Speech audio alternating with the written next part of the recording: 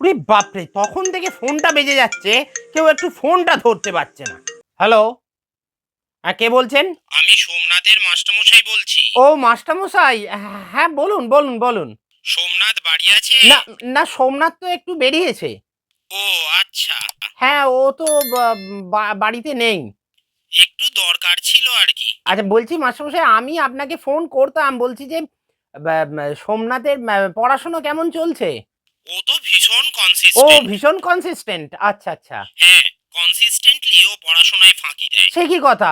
একটুও পড়ে না। এই রে, একদমই পড়ছেন? আচ্ছা, ও ও ও আপনার কাছে নিয়মিত পড়তে যায় তো? হ্যাঁ, ও ভীষণ নিয়মিত, নিয়মিত পড়া কামাই করে। এই মরেছে, পড়াটাও ফাঁকি দিচ্ছে। আচ্ছা আচ্ছা, আমি আমি আমি দেখছি মাস্টারমশাই কি করা যায়। আপনি বলুন কি বলছিলেন? বলছিলাম আপনার তো 6 মাসের মাইনে বাকি, ও একটু ও দেখুন। আপনার আপনার আপনার ৬ মাসের বাকি হয়ে গেছে না? আমি আর কি এই দিচ্ছি দেবো করে আর আ মানে দেওয়া হয়নি জানেন?